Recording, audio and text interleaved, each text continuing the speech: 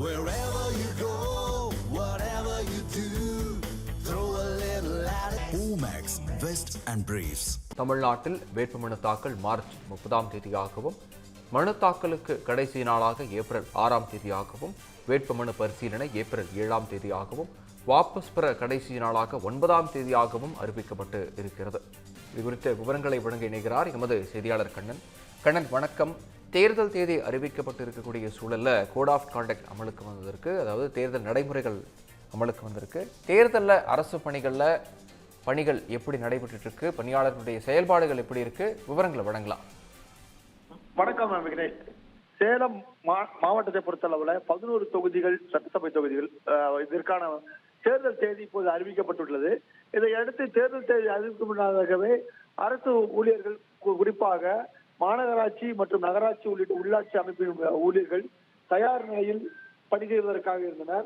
தற்போது அவர்கள் தேர்தல் தேதி அறிவிக்கப்பட்ட அடுத்த கணமே அவர்கள் அரசு அலுவலகத்தில் இருந்த மு.க. ஸ்டாலின் மற்றும் உதயநிதி ஸ்டாலின், மேலும் உள்ளாட்சி பிரதிகள் சுற்றுலாத்துறை அமைச்சர் ராஜேந்திரன் மற்றும் மாநகராட்சி மேயர் ஆகியோரின் படங்களை உடனடியாக மாநகராட்சி அலுவலகங்கள் அகற்றினர்.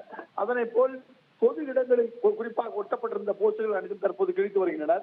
இந்த தேர்தல் தேதி அறிவிப்புக்கு முன்னாக சேலம் மேற்கு தொகுதி எம்எல்ஏ, பாமக எம்எல்ஏ அருள் தனது தொடர்ந்து தனது வளர்ச்சிக்காக, தனது தொகுதி வளர்ச்சிக்காக தனக்கு மீண்டும் வாய்ப்பு கொடுங்கள் என சேலம் மாநகரம் முழுவதுமே போஸ்டர் விட்டிருந்தார். அந்த போஸ்டர்கள் தற்போது அவற்றை மாநகராட்சி ஊழியர்கள் அகற்றி வருகின்றனர். இதனை போல் பஸ் ஸ்டாண்டுகள் மற்றும் பொது இடங்களில் உள்ள தலைவர்களின் படங்கள், குறிப்பாக எம்எல்ஏக்கள், எம்பிக்கள் மற்றும் அமைச்சர்களுடைய படங்களை அகற்றுவதும், அகற்ற முடியாத இடத்தில் உள்ள படங்களை பேப்பர் கொண்டு அவற்றை மறைக்கும் பணியில் ஈடுபட்டு வருகின்றனர்.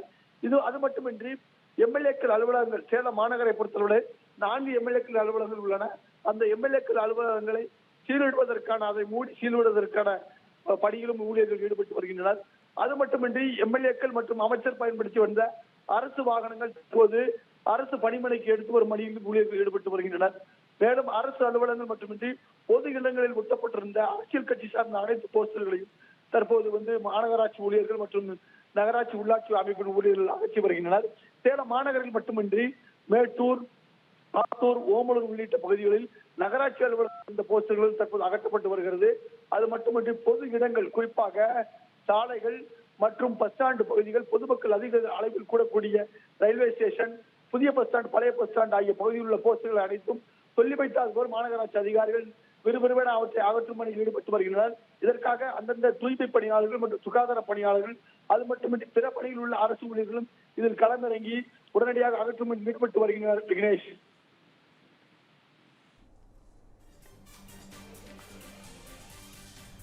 விவரங்களுக்கு நன்றி கண்ணன்.